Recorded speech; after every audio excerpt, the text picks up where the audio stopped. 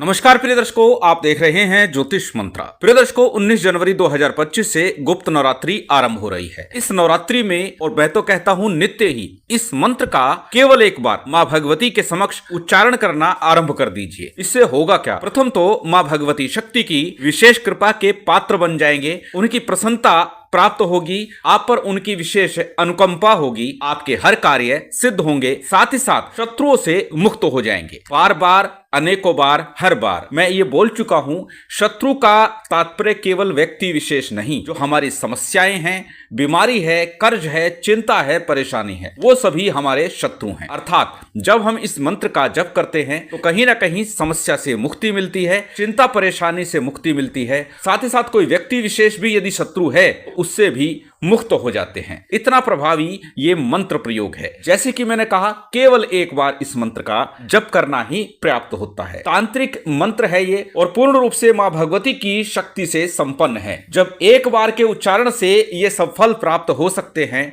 तो क्यों ना किया जाए। अत्यंत प्रभावी ये मंत्र प्रयोग है। जहां तक बात करें विधि विधान की, तो अक्सर बोलता हूं कि चाहे कोई मंत्र कितना ही सिद्ध हो, कितना ही चैतन्य हो, जागृत हो, परंतु फिर भी किसी सिद्ध योग मुहूर्त में एक बार उसका विधान अवश्य करना चाहिए, चाहे एक ही माला मंत्र जाप क्यों ना करें। इस मंत्र के लिए भी कहूंगा, गुप्त नवरात्रि के समय में अच्छा होगा यदि किसी एक दिन एक माला का जप करे, अन्यथा उससे भी श्रेष्ठ है कि प्रतिदिन एक माला जप कर ले। जैसे कि मैं आरंभ में बोल चुका हूं, केवल एक बार जप करने मात्र से भी मां भगवती की विशेष कृपा प्राप्त होती है, उनकी अनुकंपा प्राप्त होती है, प्रसन्नता प्राप्त होती है। तो एक माला जप करने से क्या फल प्राप्त होगा? साथ ही जब इस मंत्र का जप करें तो एक विशेष भोग आप अर्पित करें। ऐसा हो ही नहीं सकता कि आपको मां की कृपा का फल प्राप्त ना हो। 9 दिनों के अंदर ही आपको आपकी इच्छित फल की प्राप्ति स्वप्न के माध्यम से मां भगवती कृपा से आपको हो जाएगी। वो आपको स्वप्न के माध्यम से वर देती दिखाई देंगी, और ये संकेत होगा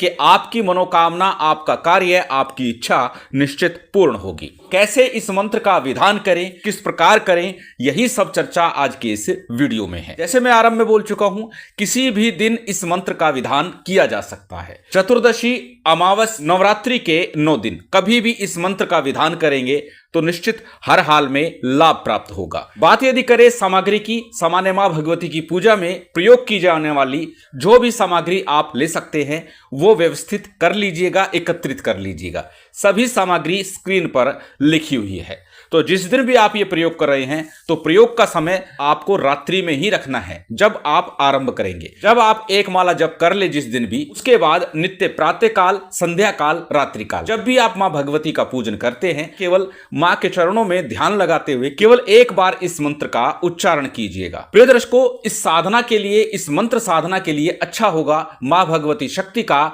नव दुर्गा का जागृत मंत्र आपके पास हो, क्योंकि यंत्र देवता का साक्षात रूप होता है। और यंत्र को सिद्ध करने की विधि साबर मंत्र के द्वारा मैं दे चुका हूं। उस मंत्र के द्वारा आप अपनी यंत्र, माला और तावीज को सिद्ध कर सकते हैं, जागृत कर सकते हैं। तो जिस दिन भी इस मंत्र का विधान कर रहे हैं, उत्तर मुख होकर के अथवा पश्चिम मुख होकर के आपको विधान करना है। एक माला मंत्र जाप से ही ये मंत्र पूर्ण रूप से आपके लिए कुल बन जाएगा, जागृत हो जाएगा। वैसे ही ये मंत्र पूर्ण रूप से सिद्ध है। सबसे पहले हमेशा की तरह सामान्य सा शुद्धि आचमन कीजिएगा, फिर उसके बाद में दीपक प्रज्वलित कर लीजिएगा। दीप प्रज्वलित करने के बाद में आपको संकल्प लेना है। अब संकल्प यही कि मां भगवती की विशेष कृपा हेतु, अपनी कामना, मनोकामना, इच्छा की पूर्ति हेतु आप इस मंत्र का विधान कर रहे हैं। जब आप संकल्प ले ले, संकल्प के उपरांत संकल्प के लिए लिया गया अक्षत पुष्प जल किसी थाली प्लेट में अथवा दीपक के सम्मुख छोड़ दीजिए। इसके बाद में पंचदेवों का, गणपति का, गुरु का, कुलदेव, पितृदेव, स्थान देव, इन पंचदेवों का सामान्य सा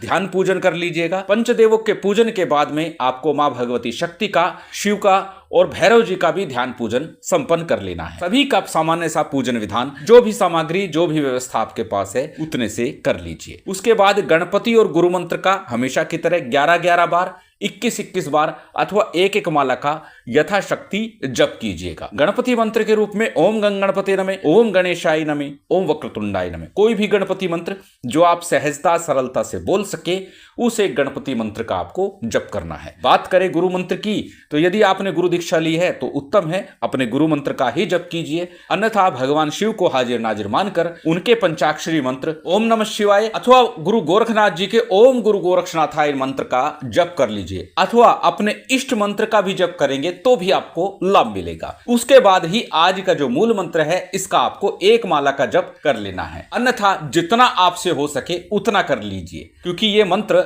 अपने आप में ही मां भगवती का साक्षात स्वरूप है। एक बार करें, 11 बार करें, 21, 51 बार करें अथवा एक माला करें, एक बार इसका थोड़ा सा विधान अवश्य कीजिए। यंत्र के समक्ष कीजिएगा, यंत्र को कहीं से भी पूजा पाठ सामग्री की दुकान से ले लीजिएगा, शुद्ध कीजिएगा और उसके बाद साबर मंत्र के द्वारा सिद्ध कर लीजिएगा। फिर उस यंत्र के समक्ष इस मंत्र का उच्चारण कीजिएगा। हर हाल में आपको मां की कृपा का लाभ मिलेगा। मंत्र जाप करने से पूर्व मंत्र को पहले अच्छे से कंठस्थ कीजिएगा, याद कीजिएगा, ताकि मंत्र बोलते समय, जपते समय किसी प्रकार की त्रुटि ना हो, भूल ना हो और आपको मंत्र का पूर्ण फल प्राप्त हो। मंत्र अत्यंत सरल है, आपकी स्क्रीन पर है, स्क्रीनशॉट ले सकते हैं, किसी कॉपी नोटबुक में नोट कर सकते हैं। मंत्र को एक बार बोल करके बता देता हूं। मंत्र इस प्रकार है: ओम ऐं ह्रीं क्लीं महादुर्गे नमाक्षरी नवदुर्गे नवात्मिके नवचंडी महामाये महामोये महायोगिनिन्द्रे जय मधुकैटभ विद्रावणी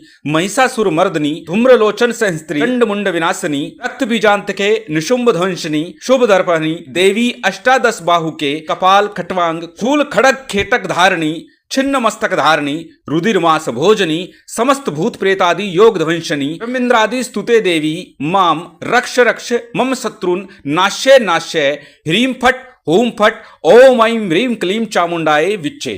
नवारण मंत्र से संपुटित ये मां दुर्गा का अत्यंत प्रभावी मंत्र है। एक बार के ही जप से इसका लाभ बताया गया है। इस मंत्र का जप आपको वाचिक रूप में करना है, उपांशु रूप में नहीं, अर्थात पूर्ण वेग से मां भगवती के चरणों में ध्यान लगाते हुए इस मंत्र का आपको जप करना है। जब मंत्र जाप आपका पूर्ण हो जाए, जितना भी आपने किया, चाहे एक बार किया, 11 बार किया, 21 बार किया अथवा एक माला का किया, उसके बाद में एक जायफल, 9 लौंग, कपूर, इन 3 सामग्री को मां भगवती को भोग स्वरूप अर्पित कीजिएगा, अर्थात जायफल और लौंग को कपूर के साथ जला दीजिएगा। यही मां भगवती का मुख्य भोग होगा। थोड़ा सा घी डाल दीजिए जिससे कि जायफल पूरी तरह से भस्मसात हो जाए। इतना भर करने से ही मां की विशेष कृपा हर हाल में मिलेगी और मिलेगी। यह बहुत ही प्रभावी मंत्र विधान है। इस मंत्र के साथ एक यंत्र भी चलता है, स्क्रीन पर वो यंत्र मैंने दे दिया है, उसका विधान भी लिखित रूप में दे रहा हूं। यदि उस यंत्र का निर्माण कर सके